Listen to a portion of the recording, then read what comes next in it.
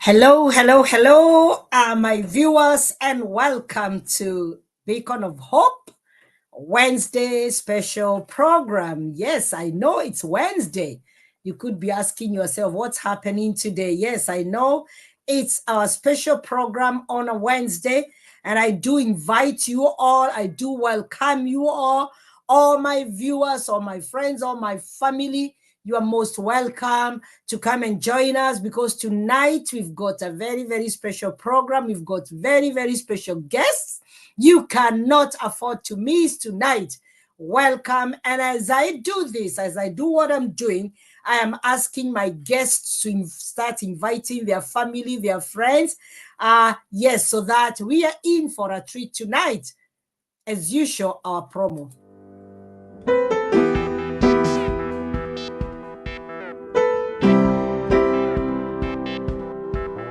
At Beacon of Hope, we hold discussions every week. I want our people to be empowered. I want our people to be enriched. And we talk to the young at heart, and our topics rotate around young people, finances. We buy when the market is low, and we sell when the market is high. Simple. Growing up in the diaspora. As much as I am grateful the way that my parents raised me, my Shoshogoka's generation raised me, there are certain things I won't carry with me. Politics, leadership, career, parenting, all sorts of discussions. And I remember 2010 when you were standing, I was standing. You were standing on in Palawater. If you want to invest, you invest in a developing area, not a developed area. House prices right now, for example, I'll use that as an example, has now overtaken the amount that a normal person who's a normal worker, let's say 132K, can now afford. Join me, your host, Councillor Dr. Elizabeth BK, from my living room to yours, on all social media platforms, Facebook, YouTube, name it. Just join us, we'll be there, and you'll not miss out a topic that suits you. And each one of us has always got something to share, and Beacon of Hope is always here for you. We are open to all sorts of discussions as long as we are motivating, we are inspiring, we are teaching. All these discussions are there, and we'll be ready.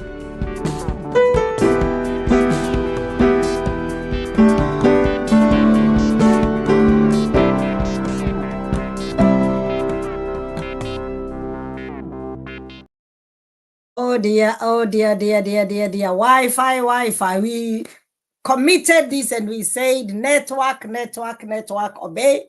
Network has to obey. Yes, I'm going to try that one more time because I don't believe it went the right way. Apologies, my dears. Hii maneno lazima tuelewe. It's not the best sometimes.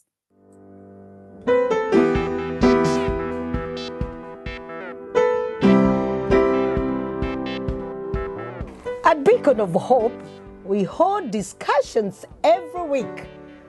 I want our people to be empowered. I want our people to be enriched. And we talk to the young at heart, and our topics rotate around young people, finances. We buy when the market is low, and we sell when the market is high.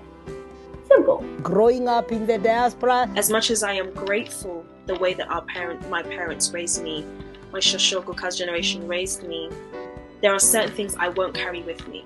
Politics, leadership, career, parenting, all sorts of discussions. And I remember 2010 when you were standing, I was standing. You were standing on in Palawater. If you want to invest, you invest in a developing area, not a developed area. House prices right now, for example, I'll use that as an example, has now overtaken the amount that a normal person who's a normal worker, let's say 132K, can now afford. Join me, your host, Councillor Dr. Elizabeth BK, from my living room to yours, on all social media platforms, Facebook, YouTube, name it. Just join us, we'll be there, and you'll not miss out a topic that suits you. And each one of us has always got something to share, and Beacon of Hope is always here for you. We are open to all sorts of discussions as long as we are motivating, we are inspiring, we are teaching. All these discussions are there, and we'll be ready.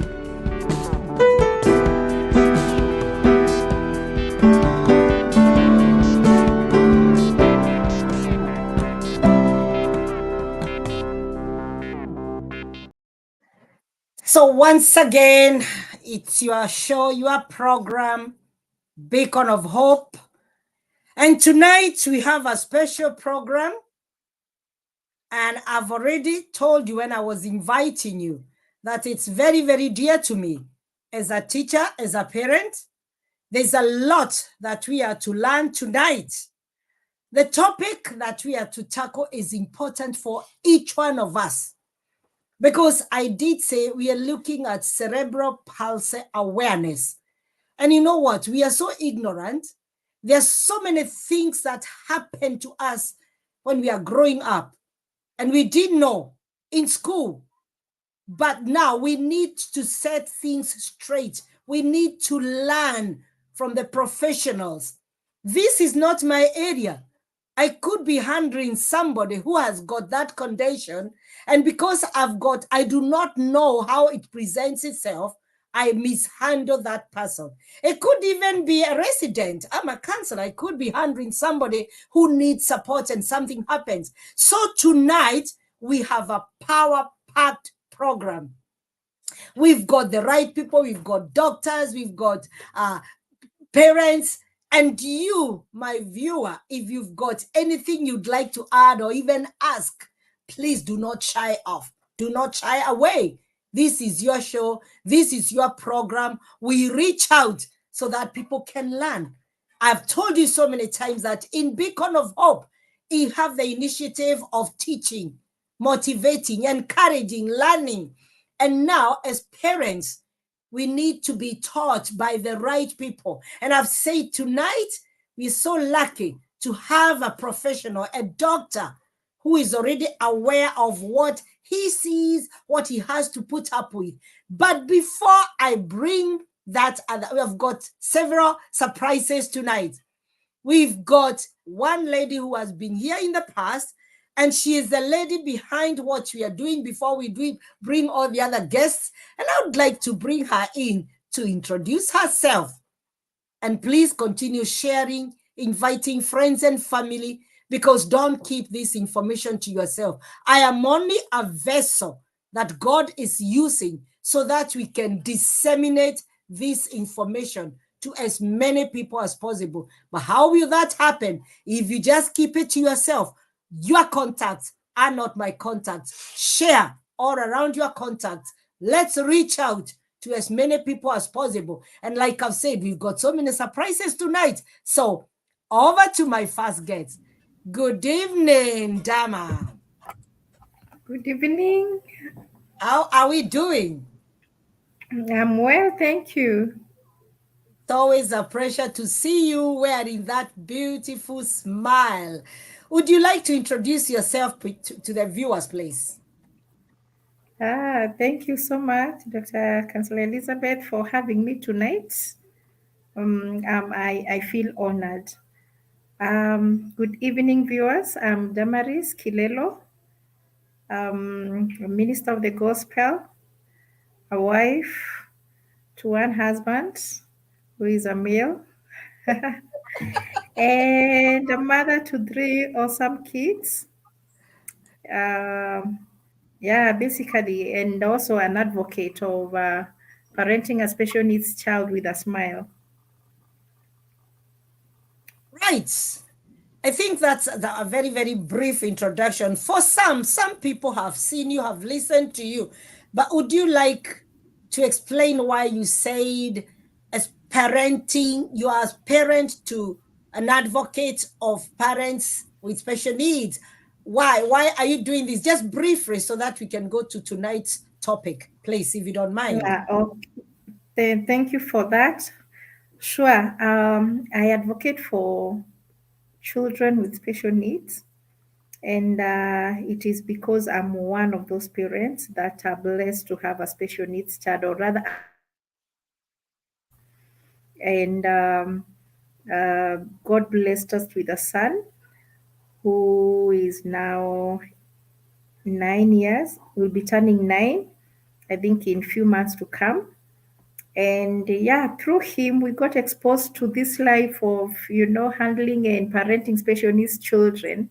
And it is through him that I got that desire to just speak out and to be the voice, because we realized that there are so many things that are unsaid, so many voices are just pressed down there. And so after parenting my son for those years, I realized we need a voice just to create awareness. And because of the many challenges that were surrounding and the social setup, and as in there are so many things that motivated me to doing this, to advocate for them, which I believe I'll be able to talk about in the course of the program.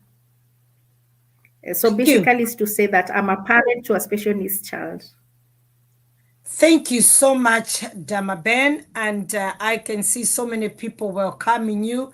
There are some who already know you. There are some who want to learn from you.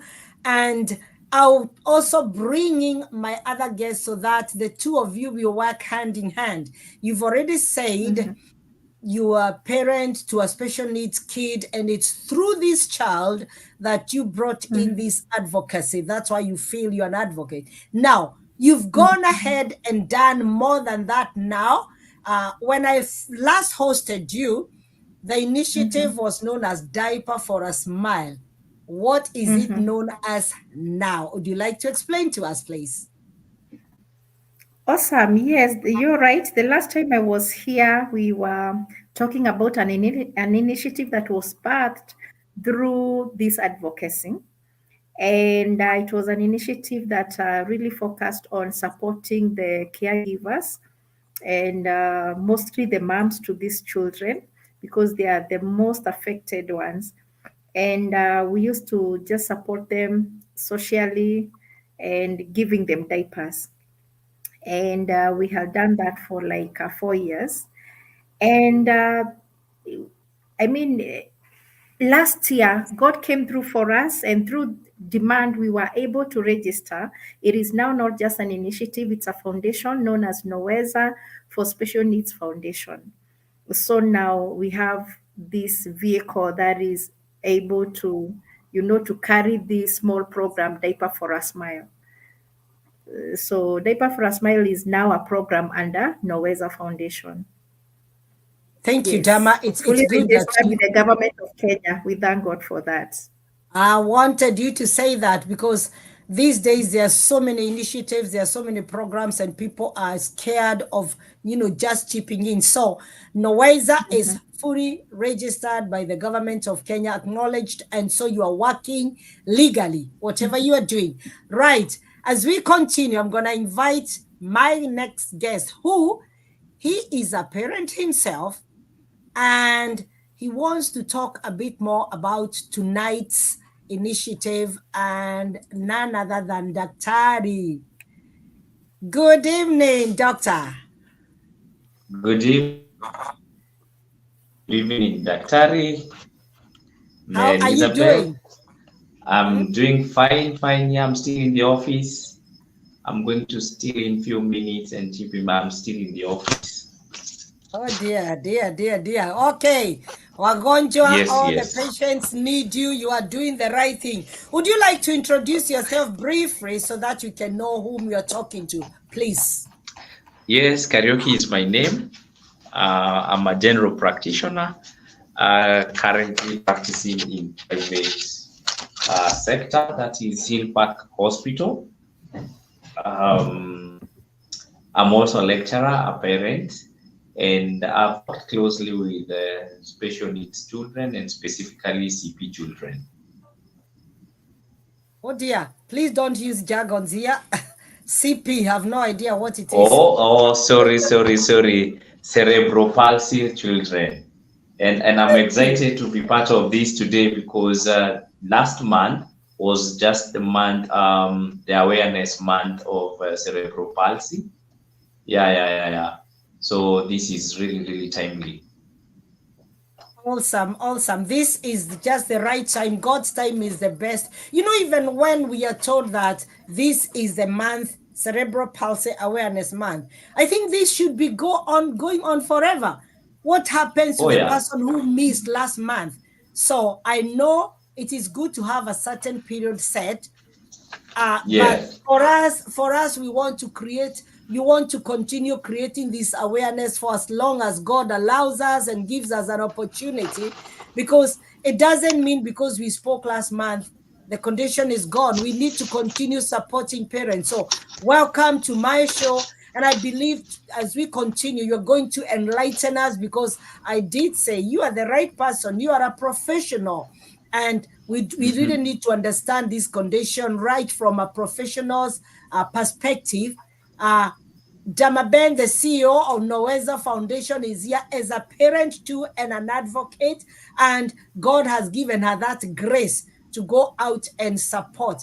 Now, I think we'll go straight, either of you, when we come in, because you've got that knowledge, you've got the professional, she's got an idea. Any one of you can chip in and say, now, what is cerebral palsy? How can you define that? Who wants to come first? Good to see you, Damaben. I've worked closely with Damaben. I'm also part of her initiative, Noweza. That is, I'll be talking that later on. But just to state what is cerebral palsy, so that most of us, we can get to know what is cerebral palsy. Anytime you hear about cerebral malaria, cerebral, all that, it means cerebral means brain. Palsy means weakness of muscles, paralysis. So cerebral palsy, we can say it's a group of conditions that affect movement and posture. And especially, I trying to avoid the jargons, but they normally affect the upper neuron motors. Upper neuron motors, these are nerves that are involved with movement of muscles. Yeah, in a nutshell, that is what cerebral palsy is. Now, a very common misconception or question, I'm a victim, I put my hands up, is, maybe any one of you can answer, is cerebral palsy a disease? Because what we say, that one has a disease of cerebral palsy. How do you define it? How we define it?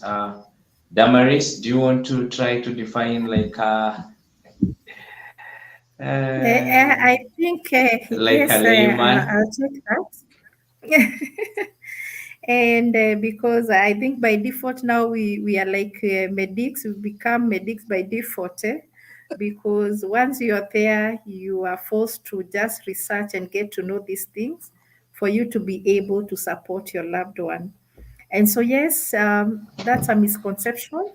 Cerebral palsy is not, it's not a disease. It's a condition. It's a medical condition. And maybe to add to what Dr. Kariuki has just said, for me, I will not define what it is, but I just want to say what it is not, because that's where those are the challenges that we have been facing as we are trying to advocate, and just to say what it is not, because as you've asked, it's a condition, it's not a disease. And another thing is that mostly people will fear because they think it's contagious, but allow us to use CP, abbreviations for cerebral palsy. CP is not contagious. I think that's one thing that we just need to understand, because someone will see you with a baby and they will fear coming closer to you. They will fear your kids interacting with their kids with the fear of, just getting it. It's not contagious. CP is not progressive. So once you get it, it doesn't progress. So, and it is not treatable, but it's manageable. I hope, Daktari, I know Daktari can say that's correct. Yeah. Yes, and it's not hereditary. because many will come and tell you maybe it's in your genes, it's in your family genes, CP is not hereditary, and so you shouldn't have the fear of having generations going through that or having that. And yeah, I think for me it's just to say what it is not, because that is the message that is being spread out there, and it's really misleading so many people. Right. Do you know, I've learned something right there. I used personally, put my hands up, I'm guilty.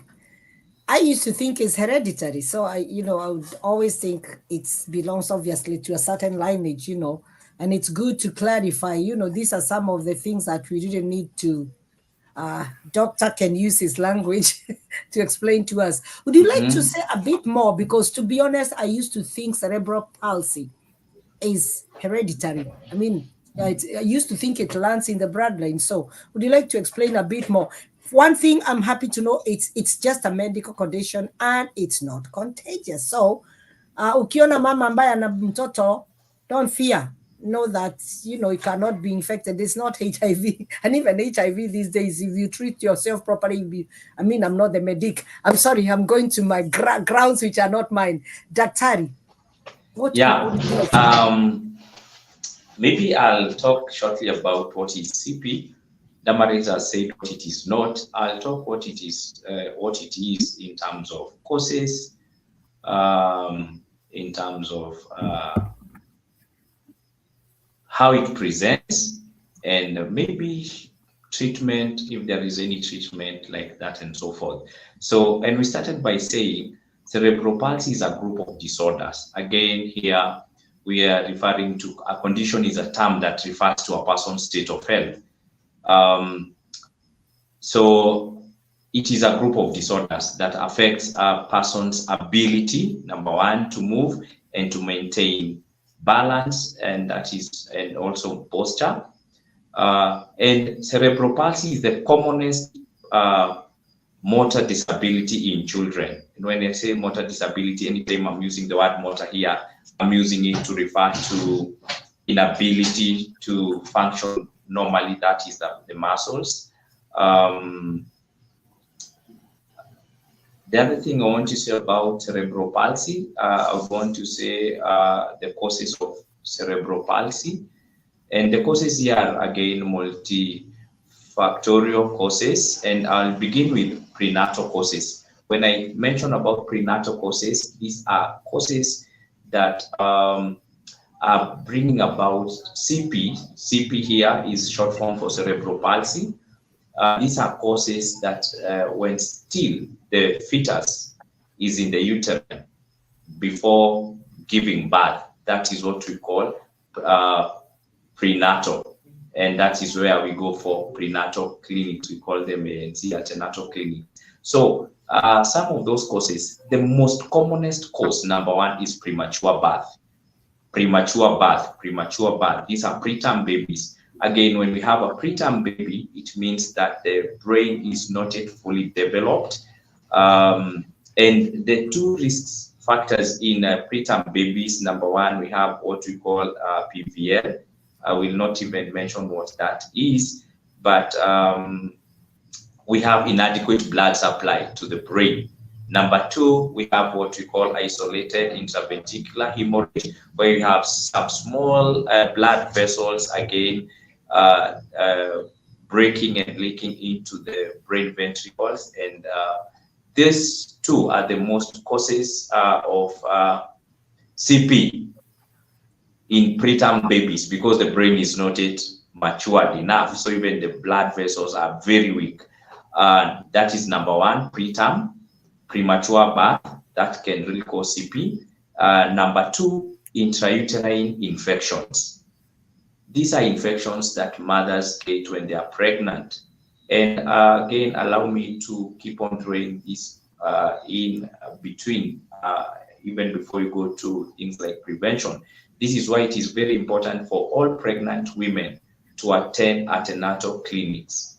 At least make sure you attend more than 4 times antenatal clinics. These are clinics where you go when you're pregnant so that you keep on monitoring your vitals and all that. So there is a group of diseases, we call them TORCH. You know, like we normally, that torch to light, we normally use that the initials for TORCH to classify these diseases. T standing for a disease known as toxoplasmosis.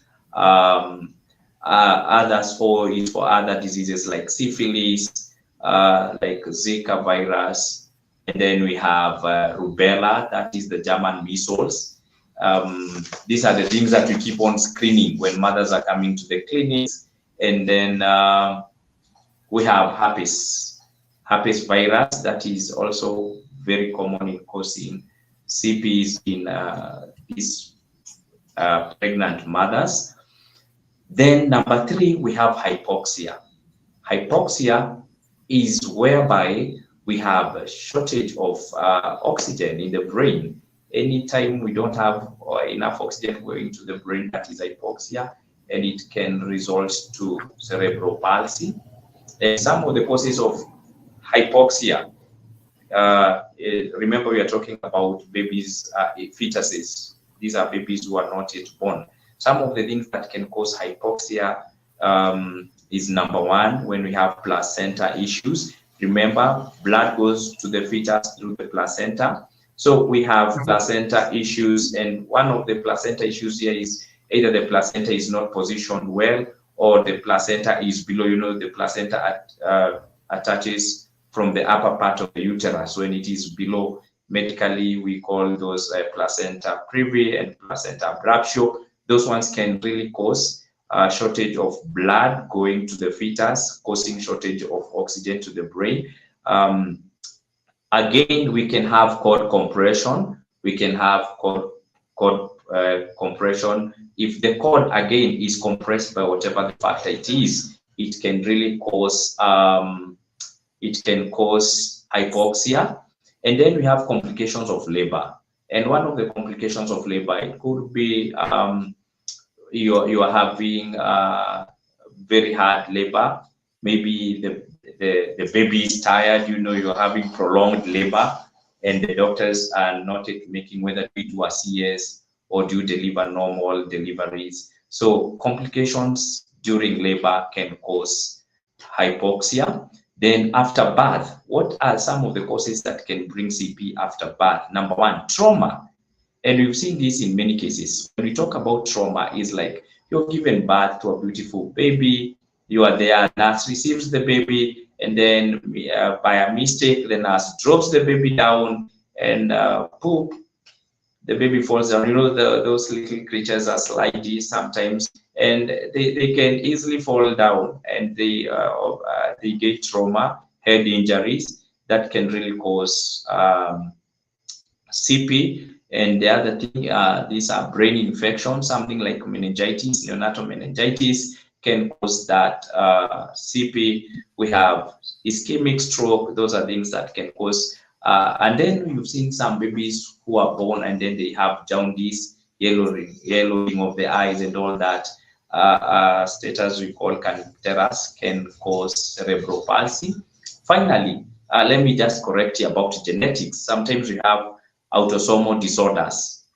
Autosomal disorders, especially, I will not go into details, but sometimes to some extent genetics can really cause, it is not hereditary, but genetics can cause CP, autosomal disorder, and especially we are talking of glutamate decarboxylate 1, it can cause that. Up to that point, I don't know, do you have any question? Any question up to that point about the causes of CP? We have said perinatal causes and after birth causes. Those are some of the things that can cause cerebral palsy. You know, the thing is that some of the things you're scary. That is why some of these things are not for the faint-hearted. And no wonder some of us, God gives you the grace. When you said maybe sometimes when a baby is born, a nurse accidentally drops the baby, I just freaked out, you know? Yeah. And, well, it can happen, like you said, it's so that it, you know, it can be an accident. Some of the issues you are saying about the blood flow from the placenta and all that, there are things Yes. that really, as mothers especially, and parents, let me say parents, I correct myself, we should be aware so that you don't go accusing people, saying, you know, like, this one is bewitched, that's why all these things are happening, so that we can know. Now, there's a question, and I'll read it as it is. Does stress cause cerebral palsy? A big no. You know, the baby is again on its own in the uterus, fully contained, has a life of its own. So if you're having stress, unless that stress, it leads to you doing some behaviors like smoking, that again would affect the oxygen flowing into the baby, but stress in its own would not cause any harm to that baby. Again, when you're stressed, you will not be able to eat properly. So stress would not cause cerebral palsy. It is not one of the causes. Wow, wow, wow. Keep those questions coming, my dears, because here we have the professionals, and we have got so much misconceptions of some of these conditions. I did say, I put my hands up, I said, I used to think cerebral palsy, Nyugonjwa, is a disease. We've been told we should not refer to it as a disease, it's a condition.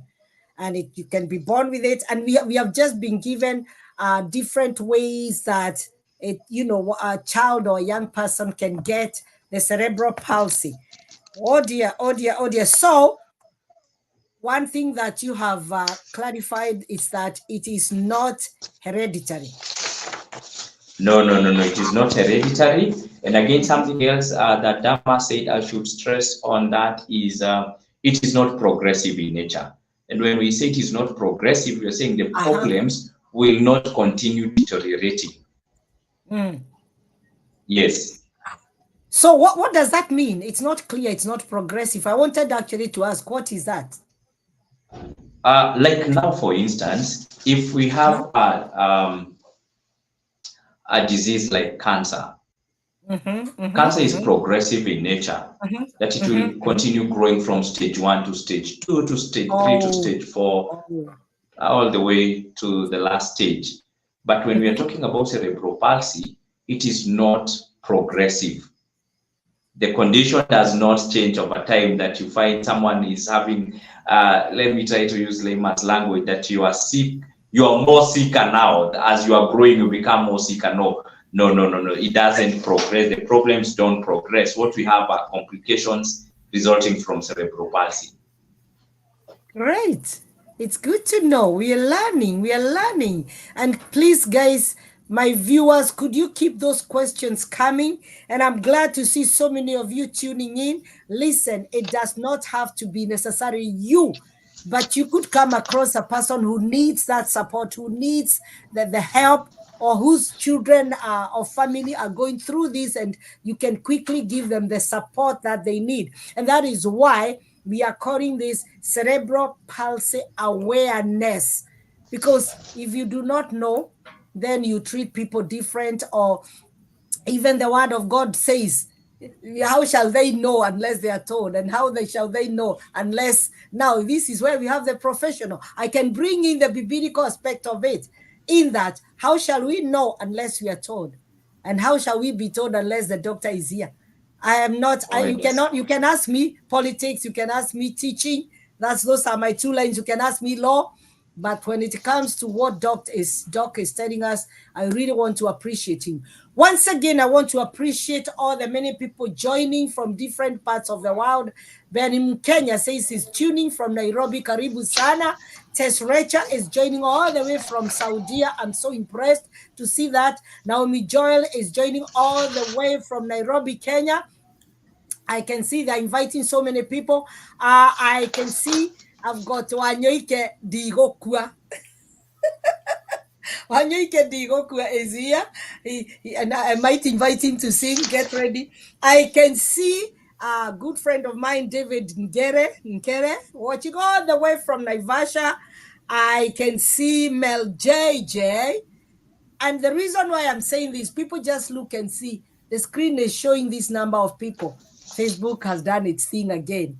we might be having 50 or 60 viewers, but it only shows like, because how am I, all these people are there. I can see Angel Sunshine is watching all the way from United Kingdom. Zach Wagedongori is saying tuned all the way from Gedongori. Yes, David Gera is saying Nikondan. He's not telling us where he's joining us from. Please, as you come, if you don't mind, tell us where you are joining us from, so that we can encourage Doc and our dear CEO Damaben. Now, we want to continue. We want to learn more, because Yes. I think knowledge is power. Knowledge, not what I think. Knowledge is power. We really need to get to know more.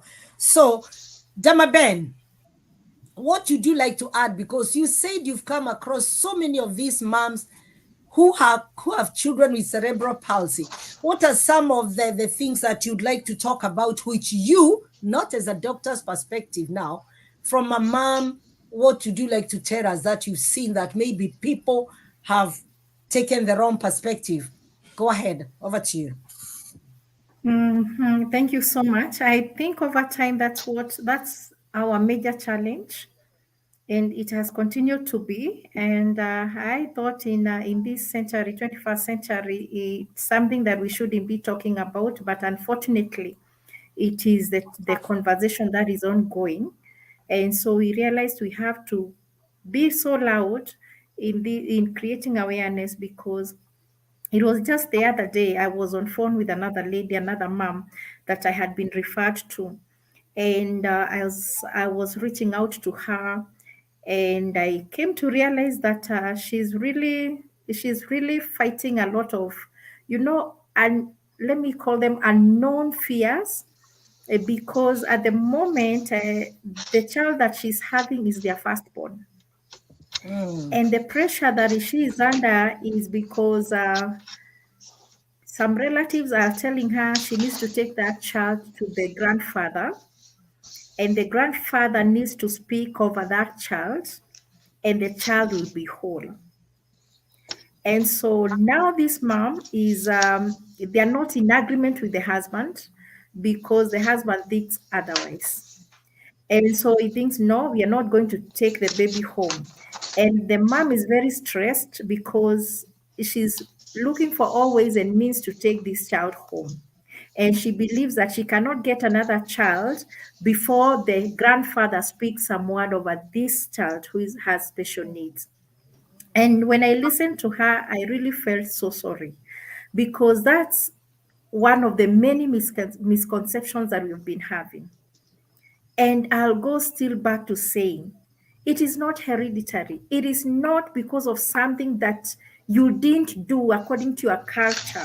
It's not caused by a lack of doing some of these things that people will tell you, according to our culture, you need to have done 1, 2, 3. Maybe you didn't do the white wedding, and so you're like, you need to fulfill 1, 2, 3. And so you also, when I remember there's another forum that I had joined, I was privileged to join, and you happened to be the one leading that team. I think it was during the International Women's Day. And I remember seeing one of the comments when you were talking about the same.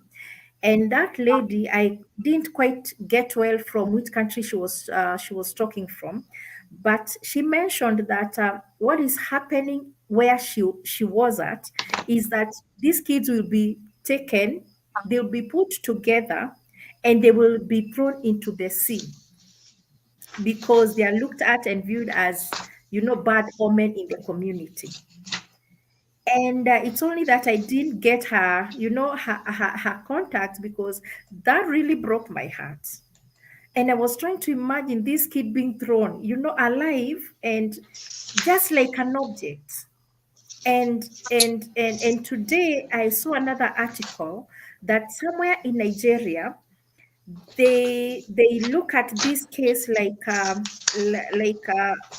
someone who has been sacrificed for some relatives in exchange of wealth. Oh dear. So the brain of this child has been sacrificed for this relative to get well. And I was like, we really need to push this word out there, because so many are struggling with these things. So I've been talking to most of these moms and just telling them to, first of all, to not beat up themselves, and not to feel guilty. They are not the reason why their kids are in that state.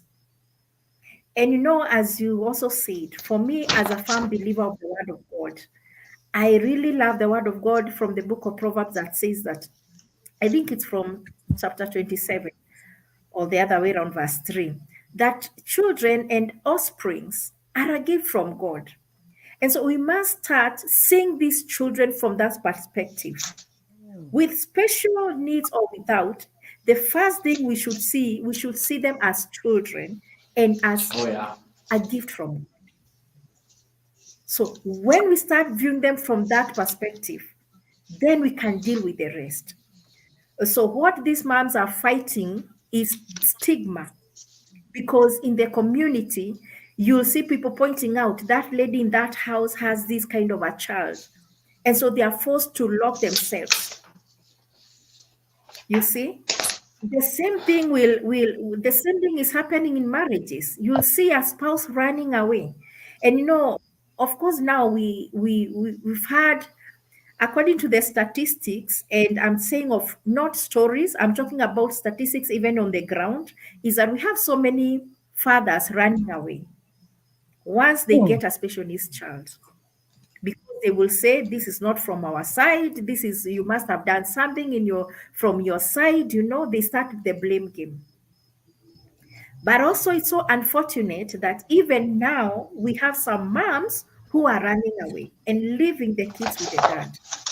Because the other day I was dealing with such a case where the dad is now the one who is taking this child for therapy, for clinics and everything, because the mother, I think she got overwhelmed, she did not accept it, and so she just ran away. So what we are trying to say is that let us embrace information and let us educate ourselves. That this child, when taken care of, they are just like any other child, only that they have these special needs. And when you understand their special needs and you are willing to learn, then you are able to accommodate them in your family, in your society. I hope I've answered that question, ma'am. Wow. So much information here. And I can see comments flowing in. Mel JJ says there's so much stigma within the communities. Ben Geek says, very enlightening topic. We perish. Yes, that's correct. For lack of knowledge. Cafe Lydia, tuned from UK, and it's a great topic. Anne Mwarewa Kariuki, I believe she's in US. She's thanking Tesrecha. And David Gera is saying he's tuned in from Vasha, Kenya. Please, if you're here and you think you can benefit somebody, share. I can see Nkere Casero well-articulated points. Tell us where you are joining us from, and we will appreciate you. Now, as we continue, before we go back to Doc, tonight I told you I have got so many surprises. I've got Mukami Njindo. Tell us where you are joining us from, because sometimes you are in the land of Hakuna Matata, you are in UK. Tell us where you are following us from. I told you tonight I've got so many surprises. Now, I'll bring in briefly a parent. The parent has some knowledge, and he can also tell us how people take children or young people with CP and what he thinks, and so far what he has learned. And is none other than, hello and good evening, Paminas. Good evening, ma'am, and great discussions there between Daktari and Dama. It is such an enlightening topic. I think I also needed to hear the doctor explain those things because they are shocking. Yeah. Now, I would like you to tell us from a parent, you are a parent, I believe, from a parent's perspective, what you've come across, maybe even growing up, so that Doc is giving us excellent information from the professionals. And what Dama is telling us also, the myths, there's so many myths associated with this, you know, it's your family, or you have not done this, or you should have done this. You know, all these are myths that really sometimes people will cling onto. Would you like to tell us what you think about this cerebral palsy? You're not in the profession, but growing up, just like I said, there are some things and the stigma that is really on these parents. Karibu. Thank you very much, ma'am. And again, as you have rightly said, I'm not a professional in this field. So I'd also be mentioning of some of the myths that I also thought, but today are being demystified very well by the professionals here.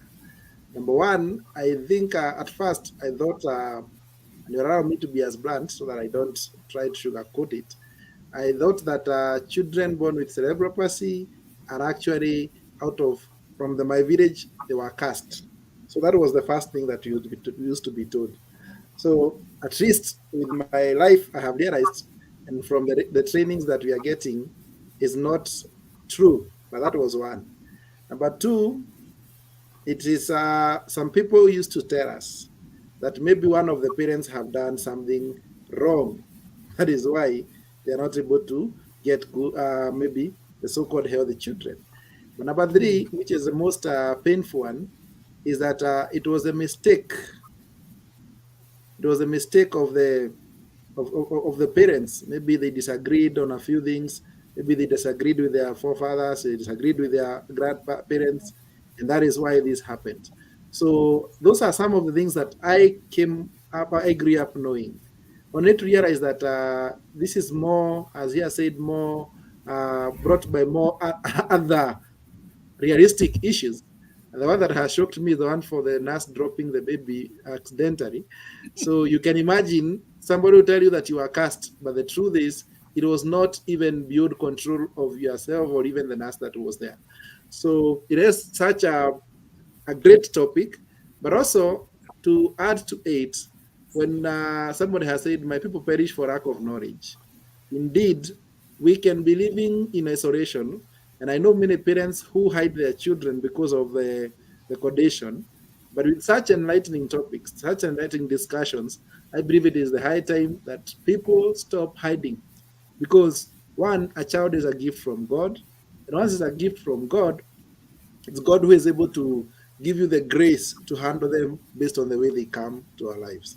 So that's what I can say, ma'am. And I hope I have just highlighted on the realistic things that people say about children with cerebral palsy, and I believe our doctor and Dama can be able to enlighten us more on the same. Absolutely, very, very important. And viewers, those of you who are joining us now, we've got a very, very beautiful topic. I'll say a beautiful topic because first, one thing that I would say, we are demystifying all the myths regarding CP, cerebral palsy. Because most of us have grown up, like the CEO of Nyotanjem has said, thinking it's not what you knew, it's what you thought. You know, like it's family, it's inherited, it's all these things. But now because we've got the doctor in the house, we're getting very helpful information. And just to tell people that the month of March was Cerebral Palsy Awareness Month. But we have looked at it this way. Hang on. Children are being born every day. Does it mean we wait until next year, March, then we create the awareness? No. We need to continue. It should be continuous so that as a child is born and we realize that he's got or she's got that condition, the doctor will tell us, so what should we do? Because first of all, what he has told us is, Dama Ben said she can only say what it's not. And I loved that approach. What it's not. But Daktari has told us what is cerebral palsy. And I know he still has got small points and where it comes from. And we were told it's not a disease, it is a condition. I'm just trying to go through a few points because I can see people who have joined after this, and I want us to catch up. And kindly, if you are joining us, would you like to tell us where you are joining us from? And would you like to share so that you invite other people so that they can also get this information? Very, very helpful information. If Doc was to invite us for this, we'll be paying for it. not less than 10,000 pounds, so that shillings, not pounds, so that we can go and get this information. But here we are, freely getting it. People from Saudi, Australia, America, Naivasha, Nanyuki, Machakos, Nairobi, UK, so that we really learn. Our people perish because of lack of knowledge. We don't want to perish. Daktari, we come back to you. And good to see Paminas. Good to see you.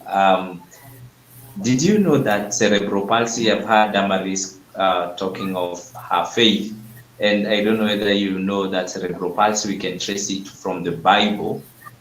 That is in the book of 2 Samuel chapter 9, where the Bible says that Mephibosheth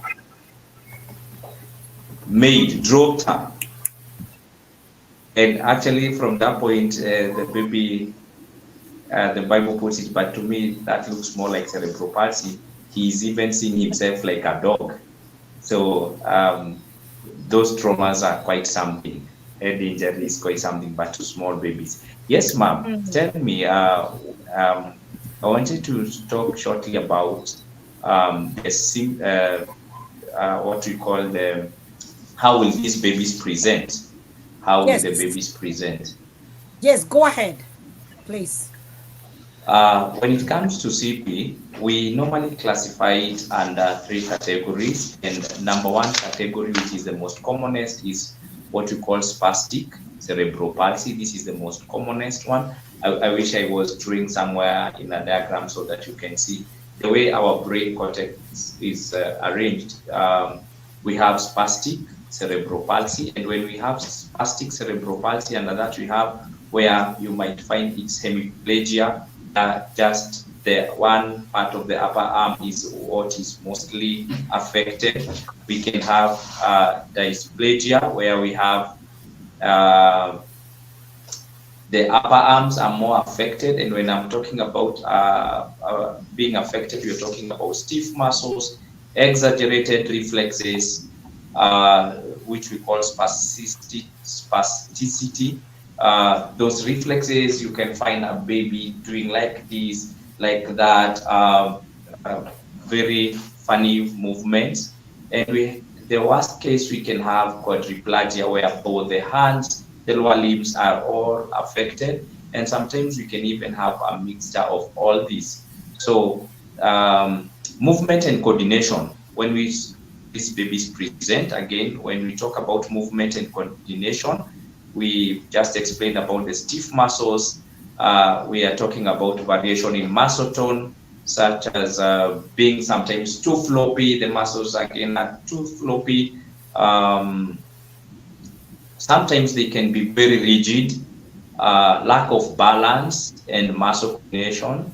This is known as ataxia, and that's why this becomes a burden again to mothers or parents with special needs kids, because people with uncoordinated muscle movements and all that, they will need a caretaker to be by their side all the times.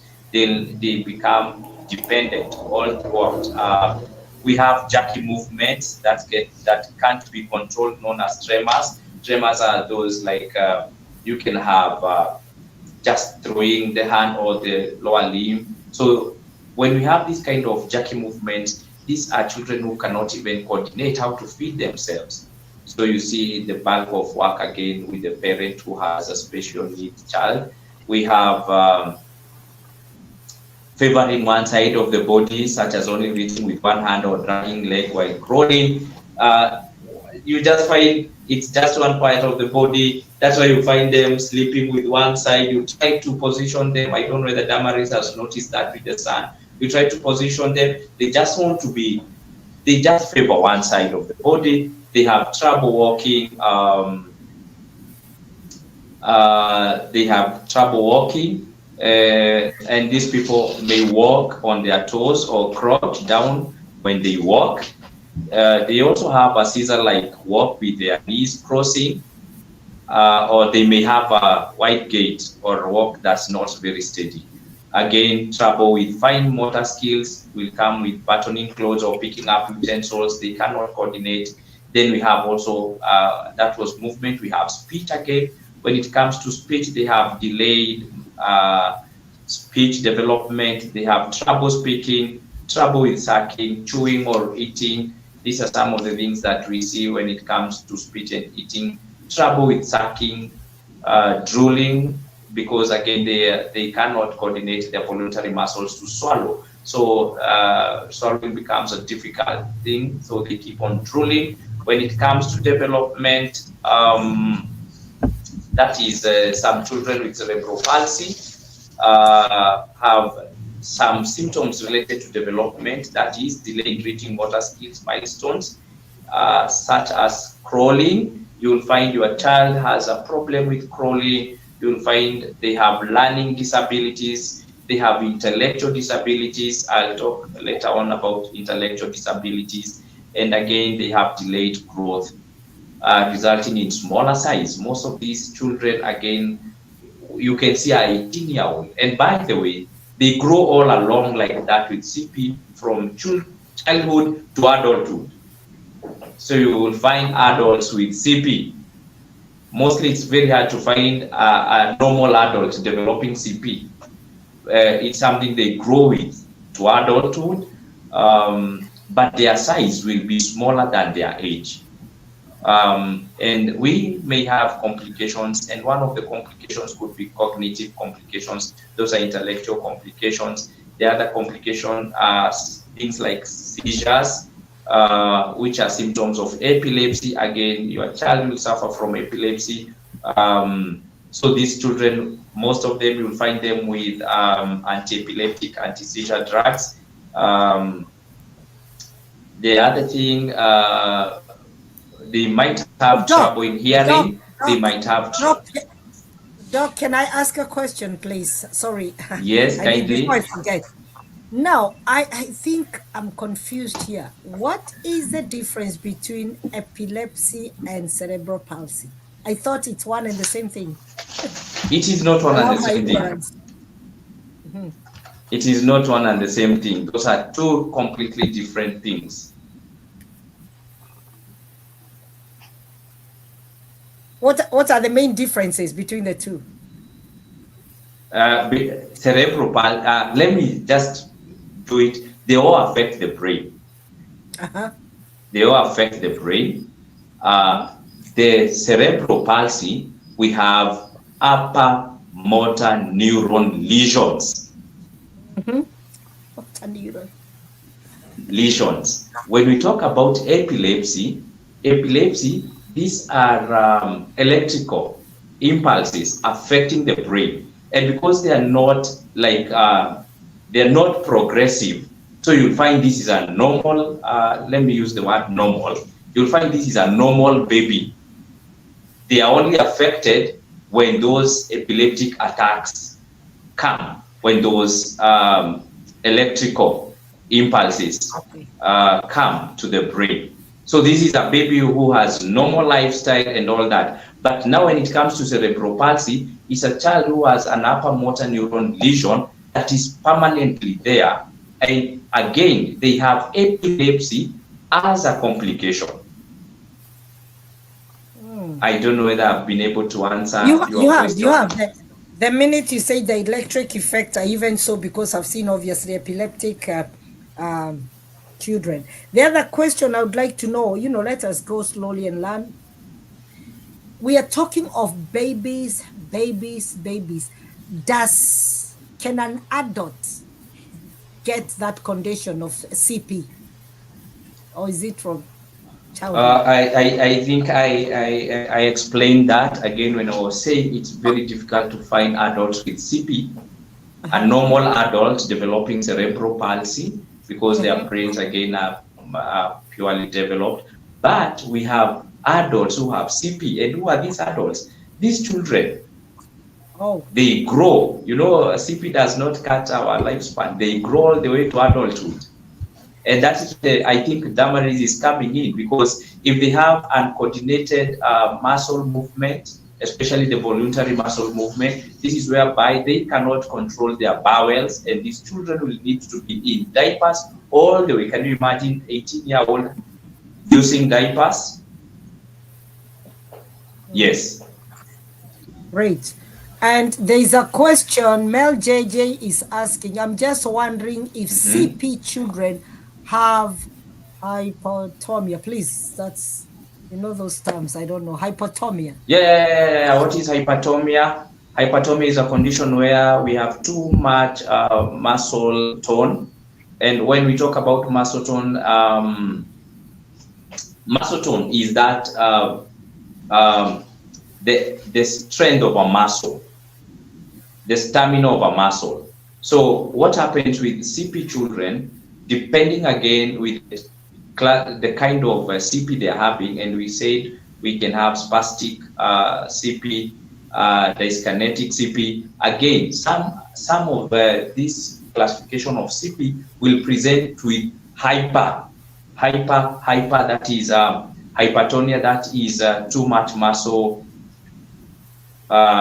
tone, where we have a lot of stiffness and rigidity, making it difficult to move. And some of these, like hypertonia, is one of the reasons why we encourage these mothers to go for physiotherapy.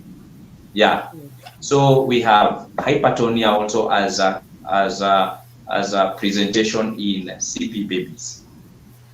Mel JJ, I hope your question is answered. Viewers, as you continue joining us, tonight our topic is about cerebral palsy awareness. And if you've got any questions or any myth that you want us to demystify from a doctor's perspective, please, by any chance, don't fear, just put, and if you do not want to put that on the chat, you can always private chat me. It's there on the link. You can always private chat me, and then let's get these myths demystified so that we really life can continue. Mel JJ says, thanks. Well received. Thank you ever so much. Dama, do you want to add anything, or do we continue with Doc? Yes, let me say what he has just mentioned about CP having other associated conditions. I think that's where we are at. It's so common. It's when you find a child that has just cerebral palsy, depending on the severity, because we have those severe cases. But it's easier to manage a child that has CP, just CP alone, and this child is not. You can have CP and you're not under any medication. But now the challenge comes in when you have cerebral palsy and now you have the associated conditions, like as he had mentioned, epilepsy. You'll find that most of CP children have got what we call, they converse. We usually like using the word conversions as opposed to epilepsy. Not that at times we feel like epilepsy is so strong, or rather too strong, but it's one and the same thing. But you'll find most of these kids, they have conversions. And others will have issues with cognition, because as Dr. has said, CP affect motor, but now at times you'll find those that will be affected, they will have issues with cognition, intellectual disability, feeding challenges. And I think for me, on my line of duty now, what I've been handling a lot is these associated conditions, because most of these moms, their kids are on drugs, at conversant drugs, and some of these drugs are very, very expensive. And then we have other parents that their kids are on what we call G-tube.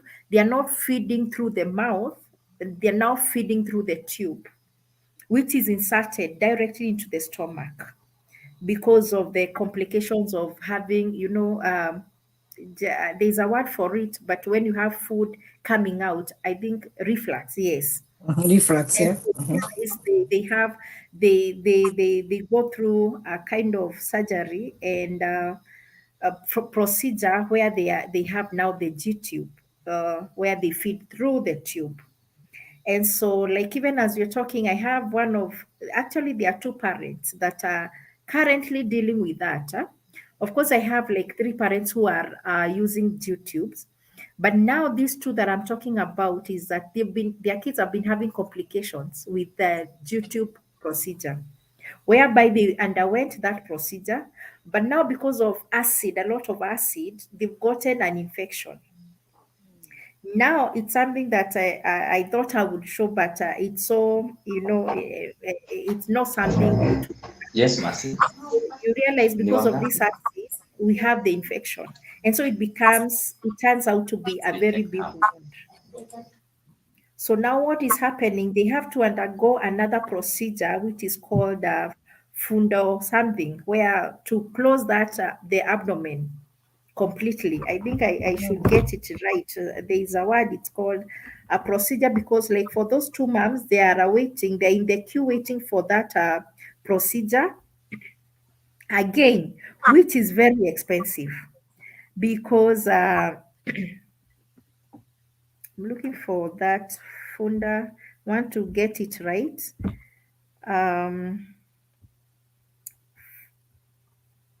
Yeah, it's called fundoplication surgery. That's the word. Fundoplication surgery, where now they have to tie completely that the food will not pass through. And so it's something like that, ma'am. I have even the papers. It's something that will cost her roughly 500,000. You Wow. see, and it's something that has to be done because, like now, before the surgery, they are being monitored 24/7. And so the other associated condition is, as he said, a problem with bowel movement just because of the weak muscles. Yeah. So you realize, even if at times someone will hear that your child has a constipation and they are quick to point fingers at you, like, why are you not feeding the baby those food that will help with that? And at times, as caregivers, as parents, you have gone out of your way to doing all that, but still your child cannot have the bowel movement in the right way. It is because the muscles are too weak, you know? And so at times you have to use those. There are so many tablets out there that they get to use. And so again, they cannot control their bowel movements. That's why Daktari say they have to be on their diapers because they cannot control. And I think now because of all these associated conditions, that's where the stigma even comes in. Because now it becomes very hard to settle in a social setup because of all this. Because one, if your child has convulsions and you're not able to afford those medication, you can imagine when they are getting such attacks in a social place. Yes. So that limits, even as a caregiver, you are limited. You don't have social life. Because that means you just want to be, if let's, for example, you don't have those anticonvulsants, and assuming you don't even have, not even assuming, because the number, the moms that I'm dealing with, over 100, they are in our program just because they cannot afford diapers. So again, when you don't have diapers, that limits your social life because you have to be somewhere you're comfortable to just leave the baby like that. So, speaking as a parent and as a caregiver, this I had mentioned somewhere, I think in one of my platform, that at times we make caregiving look so pretty or look so easy, but in the real sense, it isn't. It is just by the grace of God, and especially for those moms who are struggling even to meet their basic needs. I can tell you it's not easy. It is not easy. We have those parents that have, since they got their babies, they have not been exposed outside. Like they haven't been able to go anywhere completely. And that one I'll say because it's something that I've experienced myself. When God blessed us with our baby, I remember I stayed for a whole year without going anywhere. Remember, we were used to having vacations, to just having those, those road trips, and all of a sudden you have to change your lifestyle. And at this time, when he was during that first year, it's because you're trying to figure out where am I at? How do we fit all this in? How do we adjust our lives, And once for us, it was easier now after the first year, because the first year I had a lot of fear. And because you're like, you cannot travel, you have the fears of the baby, the complexion of breathing when you're when you get into a crowd, and you just want to isolate yourself. Today, let me just mention some of these challenges, because like for us last year, at times it's a journey that at times you're not very well. You cannot say that these are clear journey that you know so well. You cannot say I've been a caregiver for this long, so I understand. Because it's a journey of up and downs. Today things might be looking all well. Tomorrow things might change. I'll give, for example, my own case. I thank God that our son is not a sickly baby. So he has the condition, but he's not a sickly baby. He's a healthy baby. But last year we had a situation whereby we had to be isolated. And caregiving as a mother, it wasn't easy. Like being in isolation, and it's not because of COVID, for 3 months. Like I cannot let in visitors in my house. I cannot step out, I mean, for 3 months I was indoors. And it was even a bit also heavy on our children, because when they are coming from school, they cannot come running to their brother, which is the tradition. They like coming, hugging him, kissing him. But this time they couldn't do that. They had to come, go sanitize before coming to him. And so the treatment that he was undergoing, it was a very intense treatment. And so taking medication, like, I don't know, a lot of medication in a day. And so what that does is that it limits your social life. And if you don't have stable or strong support system, you can lose it easily. And so that is what many of the caregivers and the parents are going through as we are speaking now. The number one thing is that they lack support system. Because right from the house, the husband is not supporting the wife.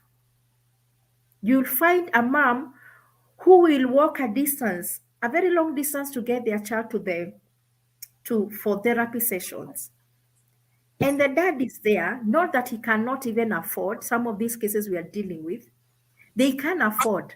But for this case where the child has special needs, the whole burden is left to the mother. So we lack support system right from our families. I think last time when you visited the country and you happened to be in one of our events, you heard of a mom who said that even her own siblings they're just tired of her. They lack people to work with them. And others will even go to a point of telling you to just go and dump that child in a children's home or just somewhere, They see them as a burden. And so why we are creating awareness is just to say, first of all, we will start right from our families. Kindly, let us embrace these families. It might be your cousin's child, it might be your auntie's child, it might be your sibling's child. Let the support start from our families. Yes. And from our families, then we take it further to the community. How can we come in to help as a community? Why are we isolating them? The journey becomes easier when we have people who are embracing these caregivers, these parents. Because it's so easy to give up. It's so easy because the challenges are too much.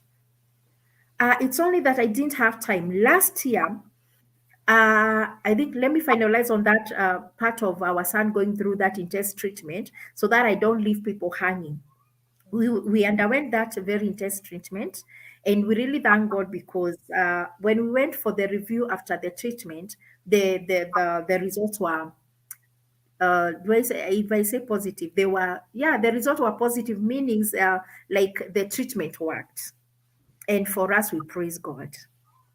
And so now going to this last year, I decided to just pile up those packaging for the diapers, and I'll post it somewhere because I'm yet to count those those packaging, so that to see in a year the many packages that we have used, because that is the main challenge that we are facing. And I think seeing a CEO Nyota Njema here, it blesses my heart because it is people like him and his a company that are making some work easier for us. Because last year when we had one of those events, he came in with and supported us in a way that we couldn't even have imagined. And we were able to afford diapers to bless those moms with. And so I know I've said this in private, but I'll still say in public. Thank you so much, Nyota Njema. And may the Lord bless you for the work that you're doing of giving back to the community. It is because of people like you that caregivers can afford to relax and smile. Wow. And so, yeah, the challenges are so many.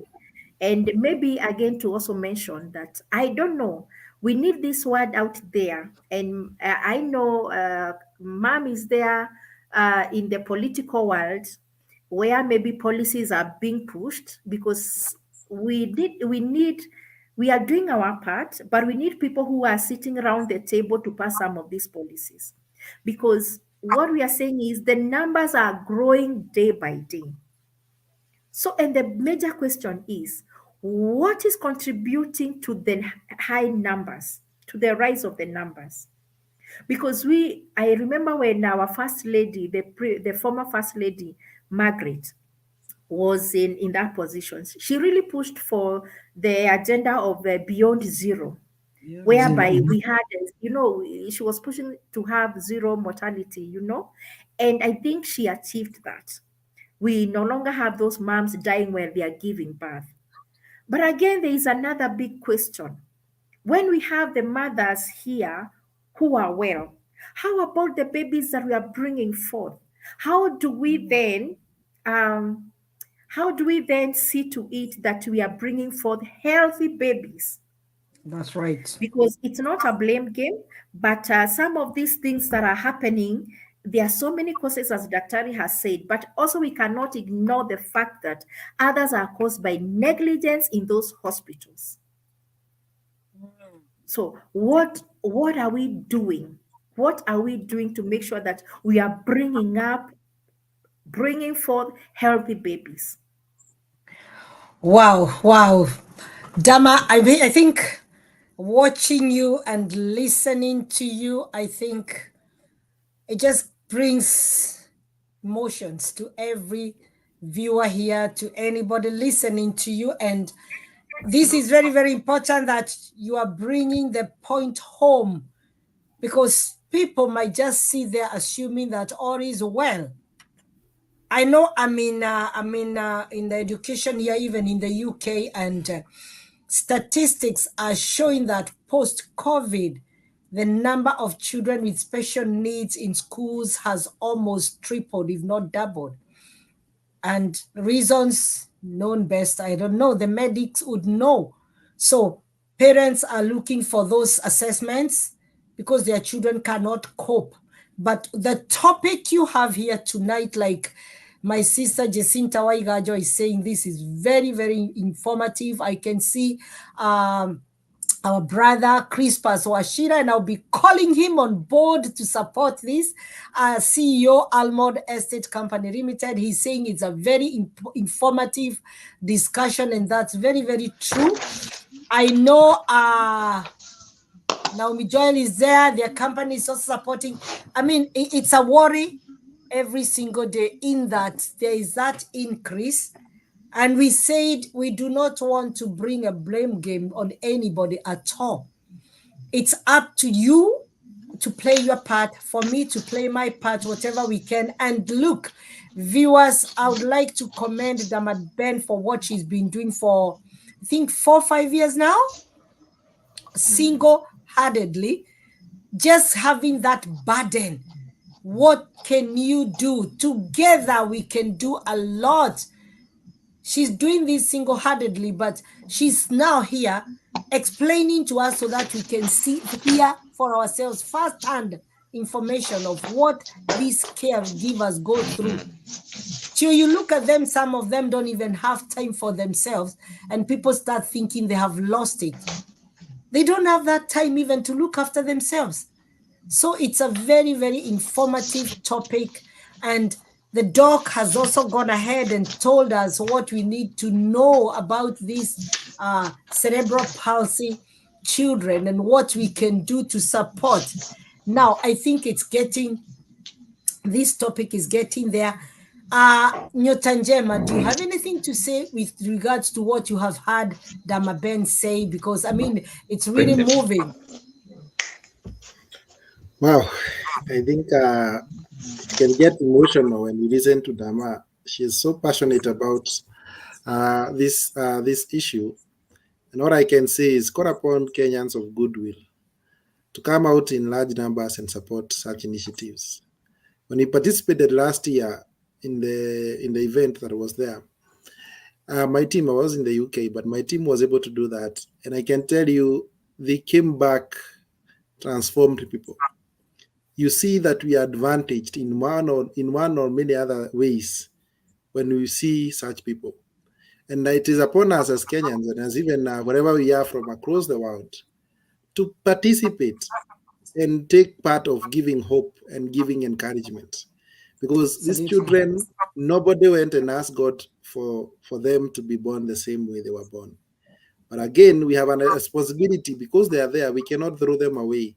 Let us let us come up with the little that one has and know that when we support, you're actually supporting God's work as well. So mine is to just thank Dama and the team. You guys, what you are doing, may God refresh you whenever you feel weak and weary. May He lift up your spirits, but also give us more money so that we can support these initiatives. Because I believe if everybody can do something, we can all be able to do great things together. So thank you very much, Ma'am, for having me. And thank you, Dama. Thank you, Daktari, for also the insights. My parting shot would be, because I know I have to exit shortly. My parting shot would be, we can do this if we all did something. So the something you can do is support somebody, support one child, support 2 children, and before you know it, our Kenya will be great again. And again, for those in political authority, Ma'am, I know you are one of them. Just tell the First Lady to continue with the work that the former First Lady did. I also try in my best capacity to see that can be, the message can reach home. But I guess even besides the political class, we have the capacity to do it even without their input. But again, we need their goodwill so that everything can go on well. Thank you, Ma'am, and God bless you. Thank you. I know you are very much part and parcel of what Doc is organizing, and he's going to tell you that. But just before we leave, I digress a bit. You have an event. Would you like to talk about just 1 minute, because it's not part of this? Yeah, I just want to to invite all of us we have a mega ceremony on Saturday in KICC where we are handing over titles, and the proceeds of that project is what we are able to give to such initiatives. So this time we are calling us to celebrate together. So those, as many as can be able to join us, will be in KICC from 1 p.m. to 5 p.m. We're also, as a way of strengthening our governance structures, we are also launching a board of directors, and we'll be unveiling them on that day so that now the company stops being Parmenas and it becomes Nyotanjema as it is supposed to be. Otherwise, thank you very much for having us. And thank you for even allowing me to be there. I know Akina Daktari and Dama will be there. So if you are able to come, for those who are in diaspora, we'll be sharing the links. I believe evil prevail when good people do nothing. And because you are doing something, let the good thing also spread to as many people as possible. And we'll be more than glad to serve you. God bless you. Thank you so much. And the initiative coming up, please don't forget, you always represent me. You always represent us, and Noweza will be coming up later. Daktari will be telling us what they are planning, because these people surprise me. Every season, they come up with ideas that marvel me. I shared a photo there of last year in December when we went, and I was shocked. These people come up with different ideas. Look at that. That was me and Archbishop giving out diapers. Obviously, we have to cover that face of the young child. We are not supposed to show that. And this lady does so much. So I'm sure Nyotanjema will be part of this. And, definitely we'll wait for you. We'll wait for you. Right. We move back quickly to Daktari. You're back. And Dama. Now, I know our time. We've got so much information. Just go straight and tell us, if you want to add any more, a bit of that information on cerebral palsy, and then tell us, you as a doc, what you came up with in your own, you and the CEO, Noweza, you can go ahead and combine all that, please. Over to you. Doc, you're mute. Okay, go ahead. Good, thank you. Damaris has quite shared a lot of her life as a caregiver, which is quite really touching. And she has said something to do with the high numbers of CPs. Normally what we say is that we cannot, cerebral palsy cannot be prevented, but we can minimize the risks involved, especially because we started by looking at it from when you get pregnant. So we can reduce these risks from the time you're planning to get pregnant, and we can minimize by going to make sure you go to those antenatal clinics. Make sure at least you go to the hospital antenatal clinics. Make sure you are vaccinated, get vaccines against diseases such as rubella. Make sure you have a lot of screening during the clinics. Take care of yourself. The healthier you are heading into a pregnancy, the less likely you will be to develop an infection that results in cerebral palsy. And then seek early and continuous prenatal care. Avoid alcohol, tobacco, and illegal drugs. When it comes to management of cerebral palsy, it's not curable, but it's a multidisciplinary kind of approach, because again of things like complications. When we have muscle contractures as complications because of staying in one position for a long time, we can have muscles shortening and all that. We need things like physiotherapy. And again, we talked about we want to see these babies, we are helping them to walk and gain balance like that and so forth. So we need to bring on board people like occupational therapy. If we have other complications coming in, like epilepsy, we need doctors coming on board to give anticonvulsant drugs and all that. Again, when it comes to coping up, management in excess, things like contractures, we can have surgeries. In things we can have like Botox injections. I will not go to that kind of management per se. But when it comes to coping and support, which is really important to us today, is number one, foster your child's independence. That is the caregiver. Encourage any effort at independence, no matter how small, at any age. If they are doing something, even if they cannot hear you, cheer them. Your child's participation in social, educational, employment, all that, recreational and other community activities, it can help them to participate in society. Don't hide your children. Don't hide your children. Go with them. You are going to hotels, open places, go with them. They have emotions. Remember, they have emotions. Even if they cannot express, they have emotions. They want to feel part. When you reject them, they feel, they know. And I think one day I was sharing with Damaris, and she said something that really made me almost shed tears. And we normally say, men, we don't shed tears, apart from when we are cutting onions and praying. And now Noeza has made me twice like shed tears. One of the cases, I think Damaris had gone to see someone, and they had hidden the baby together with goats or something. The baby was tied alongside with goats, and the baby could just express like a goat. It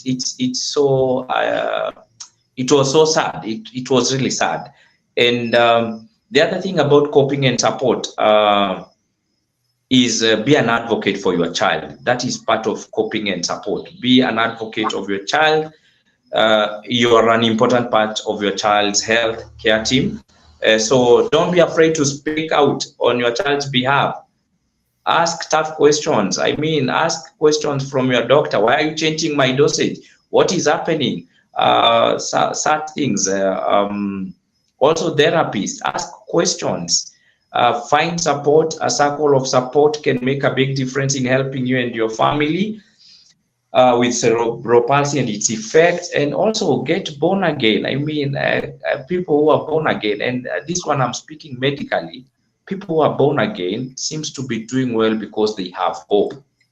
Most of the people who are not born again, they are hopeless. At least these ones, the born again people, they have hope that even if they die, there is more to live. So, and also they have proven to give a proper support system because they are taking this as a special gift from God. Now, Damaris had reached out for friends and all that to support in this, whatever she has been doing for the last 4 years. I have been giving support, and support is in many ways. It can be in kind, in donations, can be in moral support and all that. And I have never gone to see what she does with these mothers. She would call and say, now, Daktari, we have grown to this number. We have grown to, and I think she took her story and made it her. I mean, everything God does with a purpose. When she was attending clinics, I think that one she will discuss later. When she was attending clinics, and then she realized her mothers are not coming to these clinics again, because I've said it's a multidisciplinary. It's expensive to get all these professionals coming on board, you know, getting a doctor coming on board, getting a physiotherapist, getting an occupational therapist, a recreational therapist. It's expensive. So these mothers would rather hide. Some of the mothers don't even have money to buy diapers. An average Kenyan today, how much is he earning? If an average Kenyan today cannot afford diapers for a long time, a longer duration of time, now these are mothers who are supposed to be in diapers for almost throughout their lives, because the needs keep on changing. Again, as these babies are growing up, the needs will keep on changing, and some of the complications will keep on progressing, not the disease, but the complications. So when it comes to that, I think it was a burden for the mothers, and Damaris noted that. She started saying, oh, these children, there is no need for them to skip therapies, because every time you skip a therapy, the therapy achieves a very small milestone, a very small progression. If maybe you're having a contracture, you're doing like a whole month of therapy for that hand just to stretch like this. Once you fail 2 or 3 therapies, you go back to square zero. So it needs a lot of consistency and aggressiveness when it comes to therapies. So when Damaris came on board and she started supporting, oh, why are you missing out? Because of the diapers, come, I give you diapers. Through her small ways, she started contributing, her and the husband, the friends like that. So for us, I think our first time to go physically, it is last year, physically, where she has now grown from just few mothers to 100 mothers. You know, the Bible says in Proverbs, I think 19:27, whoever lends to the poor, you are lending to God. God, yes. So, and let me say, who is a poor man? A poor person is anybody whose money and resources is for him, himself, or her, herself, and her children, nothing beyond that. If your riches cannot touch another life that you are not associated with, you're still a poor person. Now, Damaris has been doing this for 100 mothers. So that day I went there, I was one of the guests. I remember I was with you, ma'am, there. And whatever I saw on the ground was so different from what Damaris kept telling us. I have dealt with in the clinic cerebral palsy children, but this is one-on-one.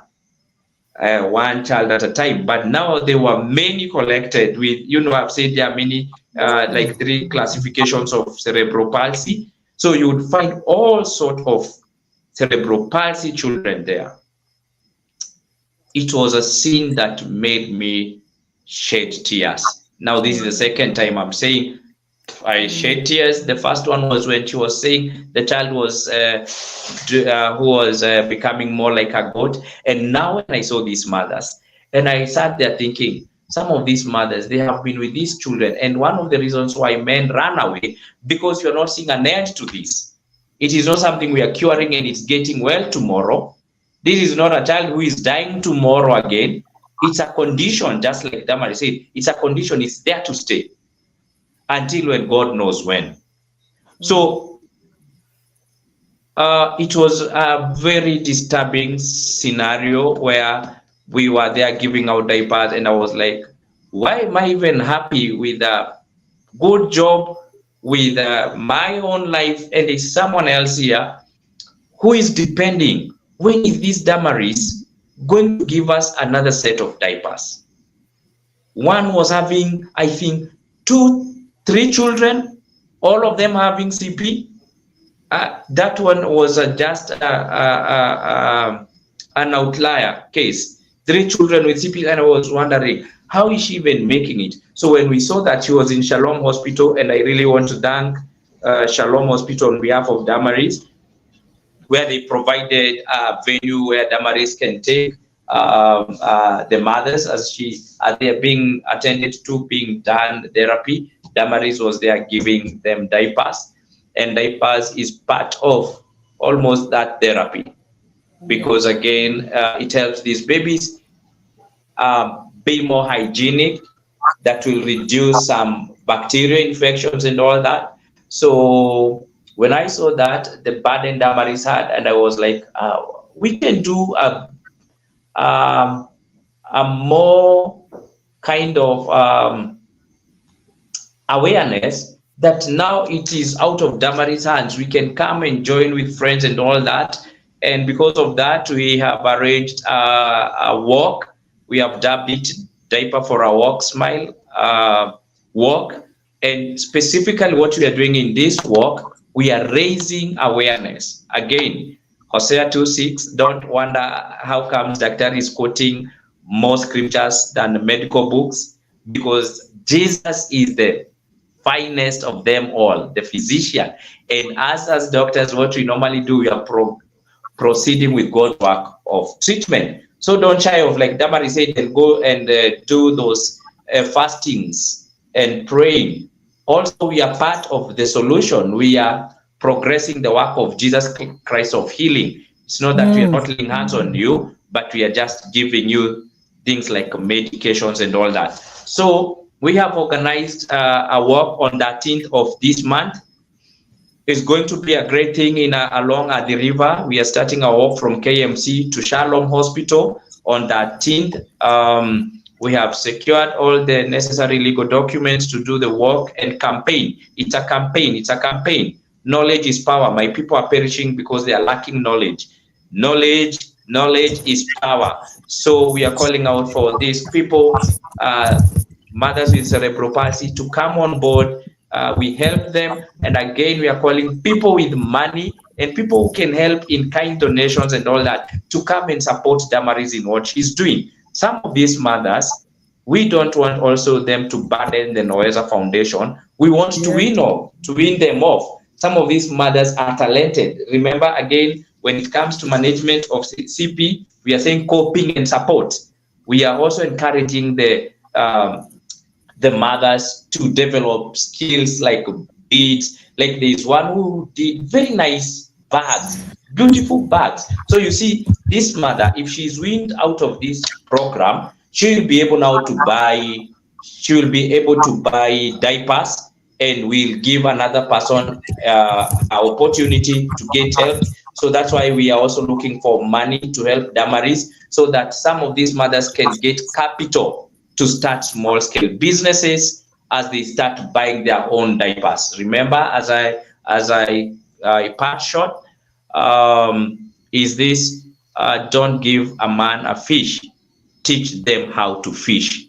That is what we are doing. We want to teach the caregivers how to fish, so that they can provide diapers for themselves and eventually form a recreational place where we can have these mothers coming and celebrating without being shy, with being celebrated when they see, kumbe, I'm not just alone, there is another one, and their self-esteem will go up, and a support group will have a proper place for us, such a good support group. Yes, that is what we are doing. We are calling out for anybody who feels they want to advance the work of God by donating 1 diaper, 10 diapers, 100 diapers. Yeah, back to you, ma'am. Wow. Do you know, like I said when we started, there's so much information in this. There's so much that we really need to know, but you know, it's only that our time is really limited. Whatever you do to the least of my brothers, that you do it unto me. Here we are now, guys. My viewers and anybody else who will watch this after we have left, because there is the recording, there is Facebook Live we've shared, and that is why I encourage people to share. Damaben is not asking for this funding to go and do anything of her own. No. She's asking so that we can support, we can be that extra support for these caregivers who are desperate. She's done it so many times on her own. And now, I like what Doc has come up with. Doc has decided, since he's of a younger generation, let's do the walk. And we have to move with the times. But that walk is first to raise that awareness, which is very good, and also to raise funds to support these caregivers. I did say I've shared one of the photos there. Last year I was there and I witnessed firsthand that Dama is caring for over 100 moms. And it's not easy. People might start asking, why is she doing this? It's a calling. I can assure you that this is a calling. She could have decided, me and my husband, we can afford, period. We don't care about anybody else. But when God puts a burden in you, however much you try like Jonah to run away from it, it still comes back to you. And it's quite easy to give up. If you look at her face right now, and I wasn't actually looking at Doc. When Doc was talking, my concentration was on Dama. And I could see that, the expressions are there. She's very passionate, and I wish I had all what it takes. And I said, I saw it firsthand. These parents are desperate. And don't ask, she cannot give the whole world. Yes, she cannot. Whatever little that she can do changes lives. And you never know. You never know. It gives that mom that a bit of freedom. It gives the family, actually, because once you have a special needs child, it affects the whole family. Right now, Damaben is here. The siblings and the husband are looking after the baby. You see, whatever. So if that small relief. Another thing that you can do, you might say, oh, I don't have. You could be in a company that does things that you could invite these moms even to have their hair done. It's just a treat for these moms. You could be in a company that maybe to a company, I know so many people who will be watching after this. You could say, I want to give these moms a ride to Naivasha or a ride to a hotel. You could even say you want to give them a treat to go, get somebody to care for these children, and the mom goes for lunch. You don't know what that would do to them. I mean, there are so many things that you could do. So on the 13th of April, I hope I get the dates right, Doc. Yeah. On the 13th of April, there is a walk, and everything has been put in place with the government, with the, all the legal bits have been done. Oh yeah, we'll be having the county government of because the work is happening in Machakos County. We're going to have the Machakos County government coming in. We are going to have the sub-county government, the Ministry of Health, Machakos County and sub-county. We are going to have Shalom Hospital. Hill Park Hospital is going to be there. Kenya Shelters are also going to be there, and many other sponsors are confirming, and our guest is also confirming. Dono Damaris maybe will touch about that.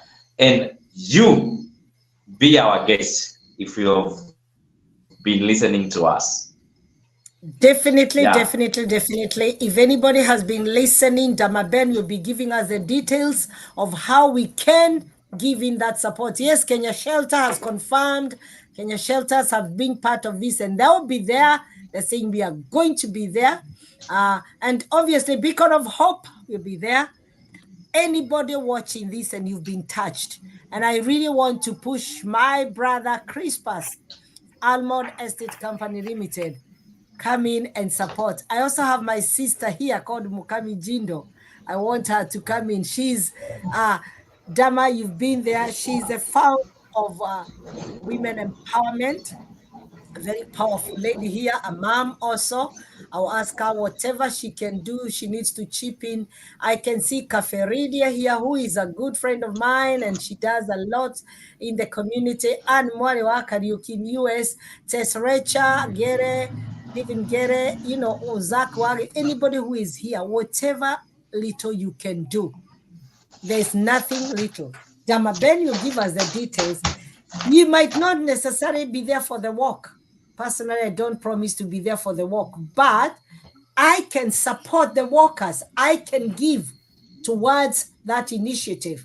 Please, I am asking. Yes, Kenya Shelter Company will be there, and you should tell us a bit more about Kenya Shelter Company. Put it down there.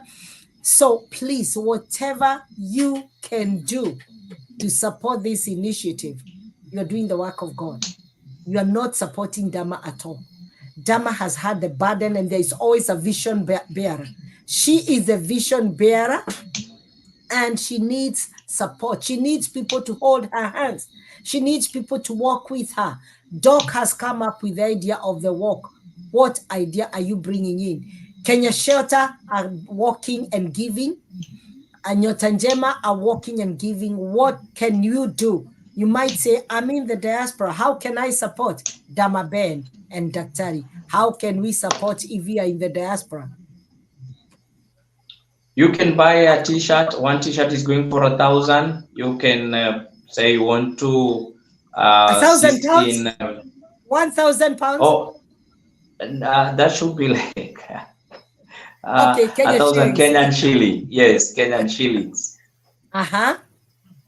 Yeah, Damaben, you want to add something? And you're doing a good job, Damaben. There could be somebody who wants to support other than just the t-shirt. How can we send in our financial support, Damaben? Or what more would you expect people to do? They are listening to you. The platform is yours now.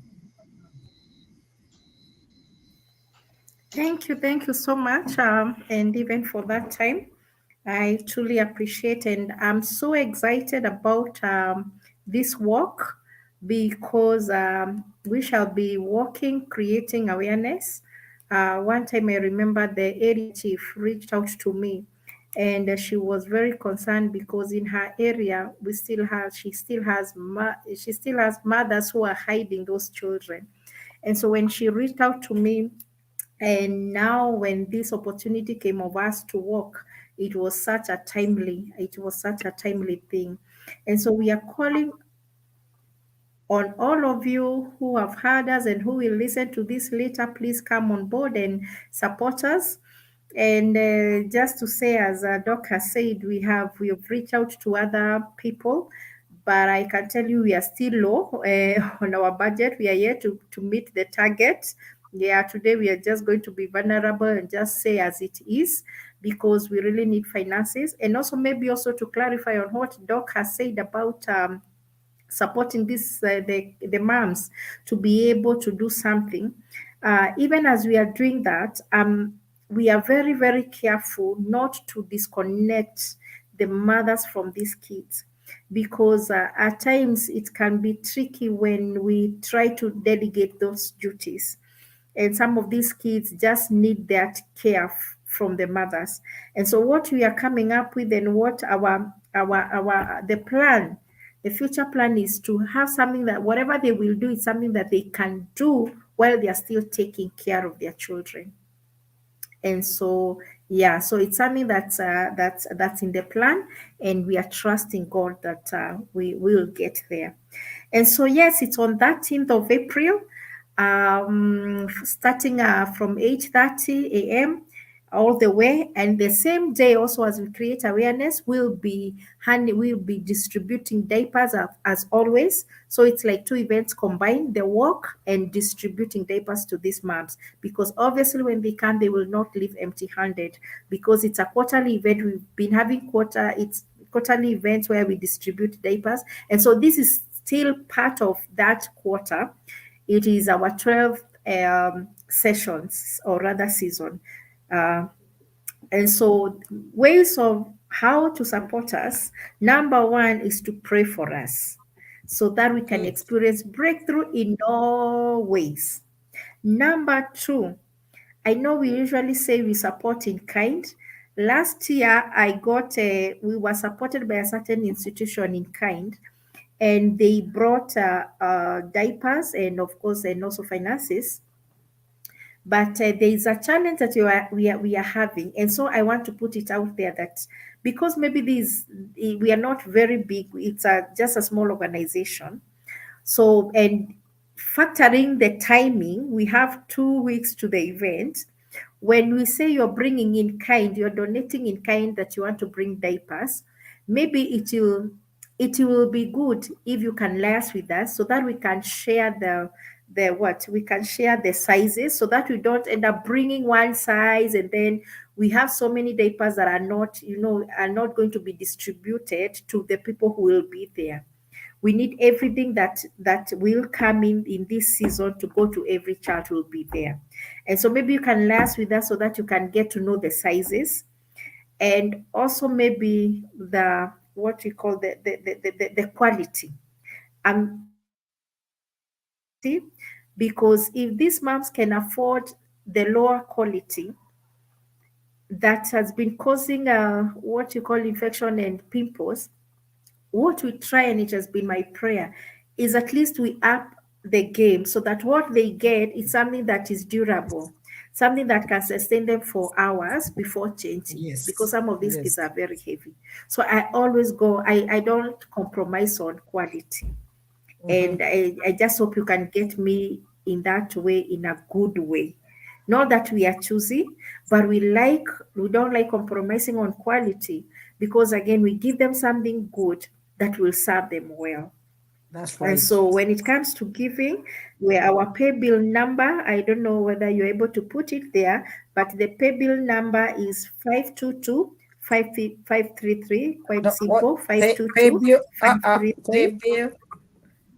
Say that again. Pay bill 522 533. 522-533. Yes. 522-533. Yes. And account number is 781. I don't know whether you want to I will pin that. 781, account 781. 9449. 781-9449. Do you put a name to that, or it's just that, and then It's just that. And then you Mhm. expect to see Noweza for Special Needs Foundation. The name that will appear is Noweza for Special Needs Foundation. Let me do this. I think we should have done this, but never mind. So pay bill 522533, account 781-9449, Yes. Noweza for Special Needs Foundation. Foundation. Yes. Right. I'll try and pin that if I'm able. So if think you're I've around shared. Machakos, or you are somewhere where you are able to come, please feel welcome. You're invited. And just to appreciate while still here, the team of individuals that are helping us arrange this, led by our Daktari Karaoke. We have a team of some individuals who are helping us do this. And so we are really looking forward, and we are praying that it shall be successful to the glory of God. Wow. Guys, I know you feel we've been here, and most of you have not even left since we started, because the topic at hand, the topic we had tonight is really important for each one of us. It might not affect you directly, but in a way it affects each one of us. So I would really want to once again appreciate Damaben, the CEO, Noweza Special Needs Foundation. I would also like to thank Dr. Karaoke Hirpak. I would also like to thank Nyotanjema Pamina, CEO Nyotanjema, and all the you here tonight, you the viewers. You're also the most important people. Now, we've had it all. The CP, or cerebral palsy awareness, and you've heard the effects, how this happens. And now here we are, Damaben has organized a walk for these special needs children so that she can raise funds to continue with this project that was God-given. It's not anything that she just woke up and thought, I really want to support. Those of you who have been here before, I have hosted Damaben, and she's really, really passionate on supporting these young people with these problems or these issues. Or is there a number? Damaben, some people would like the M-Pesa number. Jane Kangede would like the M-Pesa number. We are really sorry. Yes? Oh, thank you. So sorry for that. Yes, thank you. 0758. Just hang on. 0758 697 697 695. You like to repeat that? 0758 0758 697 695. Okay, and the name will be? Damaris. Is it Damaris? Who? Give it full Damaris, give her full names because they want to use it. Damaris Karaoke. Okay.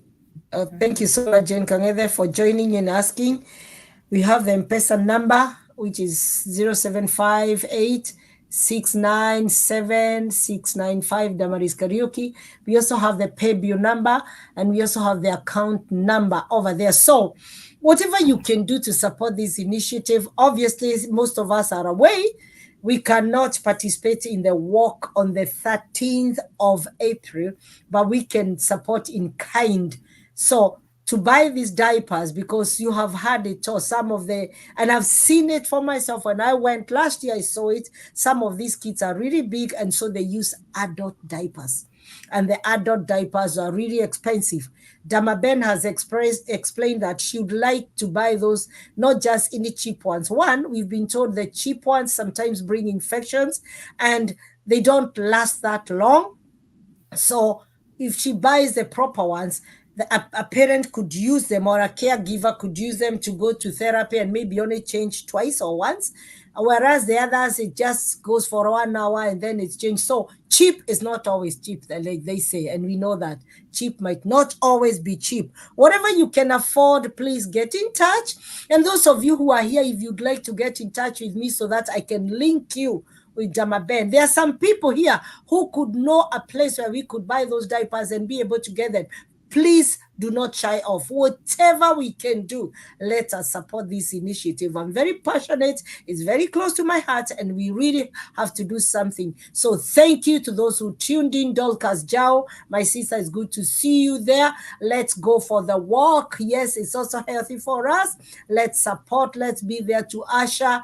Let's be there to support. Let's be there to encourage these moms. They need our encouragement. They need to see our faces, to see that we are not neglecting them. You might not have the money, but on the day you could be a volunteer. You could just buy the t-shirt and you wear the Noeza t-shirt, and the proceeds will go towards this foundation. So whatever you can do, please, if you have got family in Kenya, if you've got companies, please do support. I'm very passionate. I'm trying my best, but sometimes it's not always easy to get the people unless you're on the ground. So watu ambao wako kwa ground, do the best you can. Let us be there. Let us support, and let us pray for the event. This was the first plea that Damaben asked for. Let us pray that it's going to be a success. Let us pray that God brings the right people to come and support. Yes, Damaben, what's your parting shot as we go? Because I know it's a bit late now there in Kenya. What's your parting shot, and Doc? My parting shot will be, let us embrace inclusivity. Mm-hmm. Let us embrace inclusivity. Let us embrace families with special needs children. Let us love on them. Let us not judge them. Let us not push them away. Let us embrace inclusivity. And let us not have the blame game. I will leave you with the word of God from the book of John chapter 9. Even the disciples asked Jesus, and Jesus told them, it is not the sin of the Father. It is so that my name may be glorified. So don't go pointing fingers to the parents. What did you do? What have you not done? Giving them pressure. There is nothing that they have not done. Yes. And yeah, so let us not judge them. Let us embrace inclusivity. Wow. And I like what Mel JJ has put there. Let's talk the walk and support a needy child. They are too special. I love that. I'm going to use that somewhere. I'm going to have that on my Facebook. Let's talk the walk and support a needy child. Doc, are you there? If he's not there, then we can wind up. Yes. So thank you once again. Thank you ever so much for actually allowing yourself to be vulnerable, sharing your story. Not many people can do that. And like you said, please, if you're a special needs parent, do not hide those children. Love on them. They need your love. They need to be brought out to the world. Let the world see them. Let the other children get used to seeing them, not as strangers. And it's sad to hear that story of that child who was with the goats and whatever. I mean, those are some of the stories that you don't want to hear. So once again, we promise to be there. We promise to support you. I will be there with you, my viewer. I will support. And when I say I'll be there, I'll walk. It's not just talk. I'll support. Please, let's support. The M-Pesa number is there. The account is there. The pay bill is there. Do something, please. Let's support these special needs children. And God will surely bless you. So once again, Damaben, what do I say? I just want to thank God for your life, and to say that you're always wearing that smile. People might not know what you go through, but you're always wearing that smile. Know that you have all the support system. We are there for you. We might not always say it. And above all, God, who sees the hidden secrets of man, is always there for you. My regards, my love to the family and to everybody who is supporting you. We will continue calling on people before the 13th to come in and be that support system for you. May the Lord bless you. Do you good.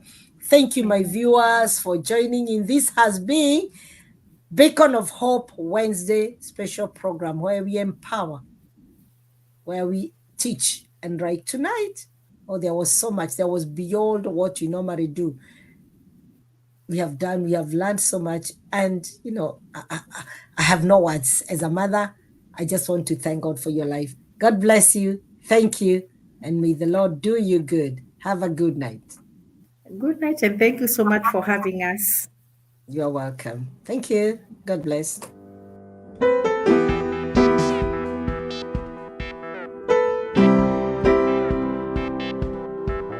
At Beacon of Hope, we hold discussions every week. I want our people to be empowered. I want our people to be enriched. And we talk to the young at heart, and our topics rotate around young people, finances. We buy when the market is low and we sell when the market is high.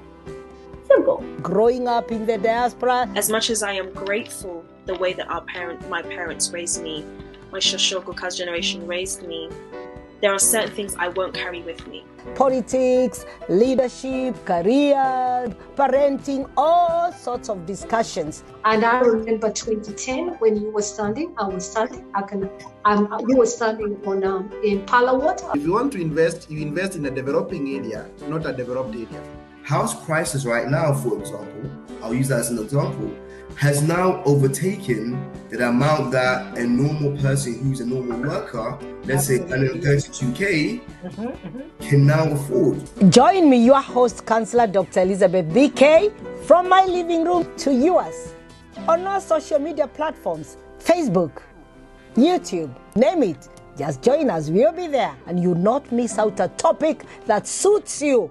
And each one of us has always got something to share. And Beacon of Hope is always here for you. We are open to all sorts of discussions. As long as we are motivating, we are inspiring, we are teaching, all these discussions are there. And we'll be ready.